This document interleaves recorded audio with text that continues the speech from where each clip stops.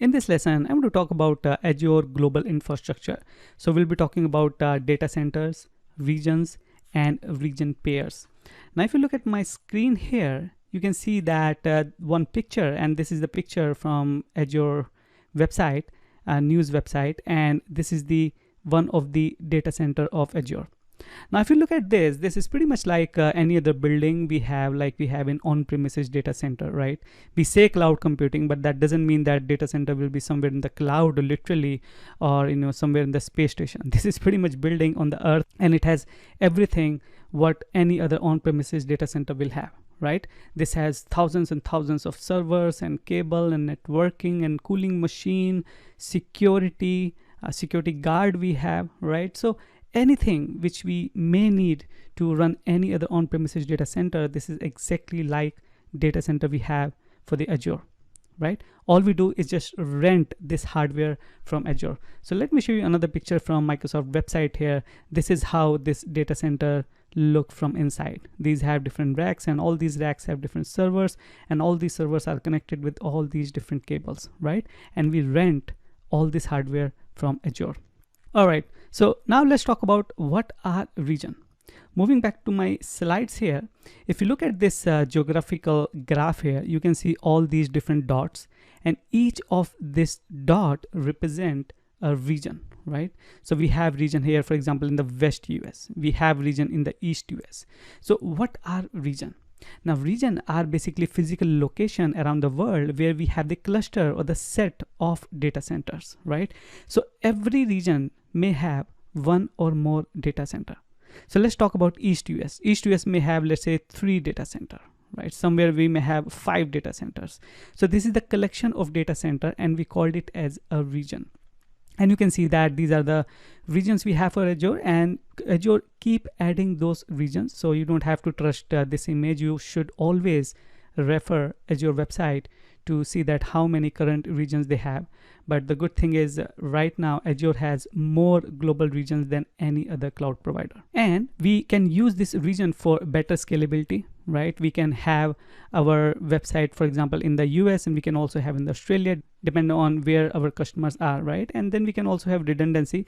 We can copy our data from one region into another region. In case something goes down in this particular region, we still have our data available. And these regions are connected with each other using high-speed cable. So there's always low latency when these regions talk with each other.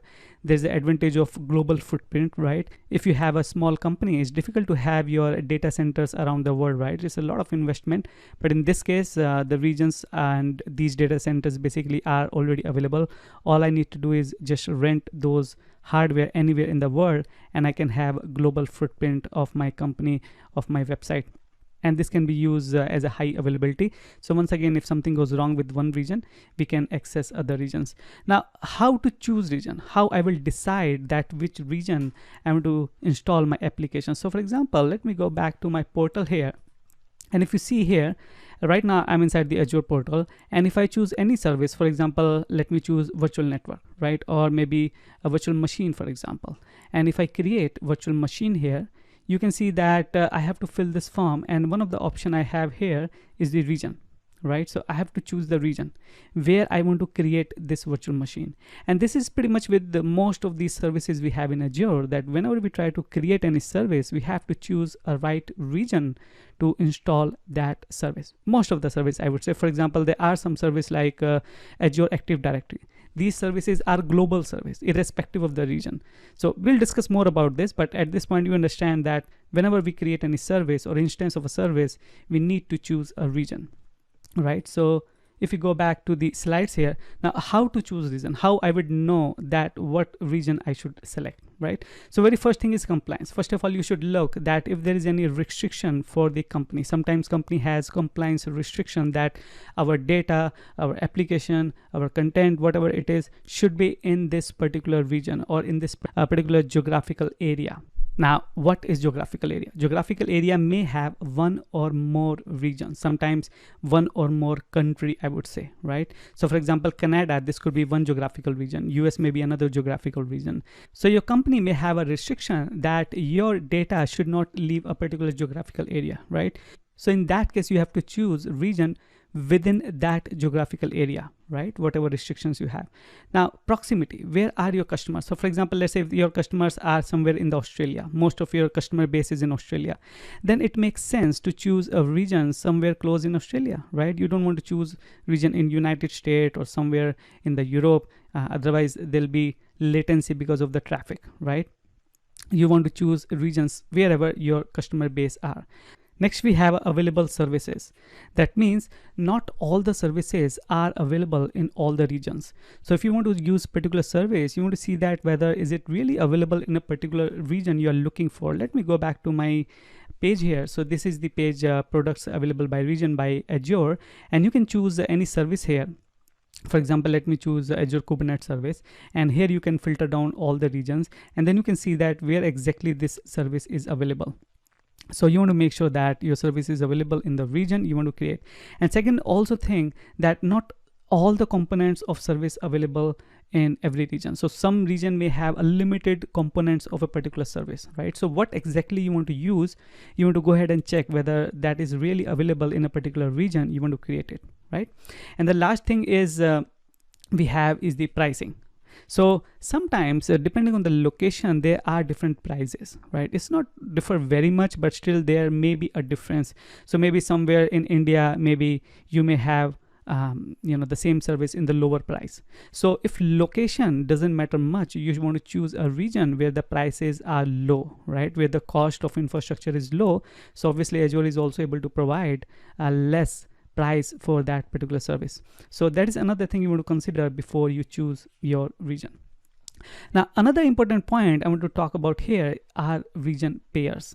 Region pairs means basically every region in Azure is paired with another region within the same geographical area, same geography, because these regions are connected with very, very high speed cables.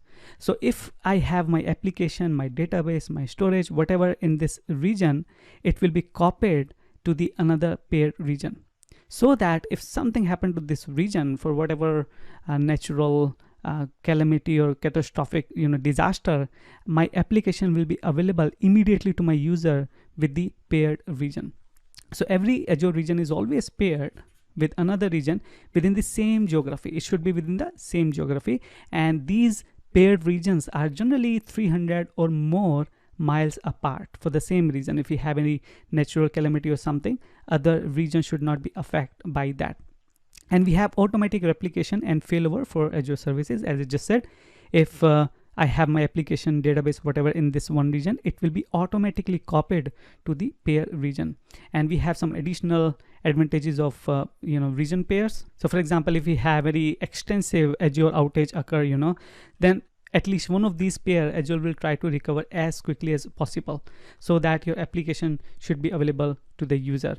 And for the same reason, Azure also plan their updates in such a way that they don't update in both the region at the same time. No, they will update one region, and if it works fine, then it will update the second paired region. For the same reason that if something goes wrong with one region, at least another paired region should be available for the user. And another last point for the compliance point of view, that data always reside within the same geography as it pair, because in case of compliance issues, there's a requirement that data should remain in a particular geographical area. So Azure regions are designed in such a way that they never leave our geography. Let me open another page here. And if you look at this page, Azure cross-region replication, you can see that, for example, in Australia East and Australia Southwest, these both regions are connected with each other as a regional pair, right? If you go to the India here, you can see that Central India and South India, they both are connected.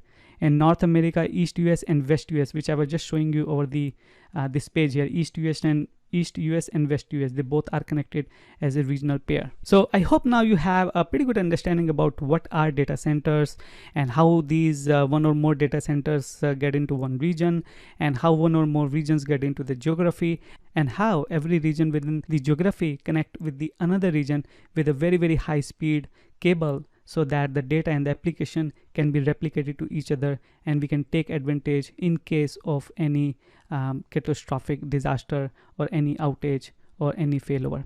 I hope you get all these points. I'll see you in the next lesson. Thank you very much.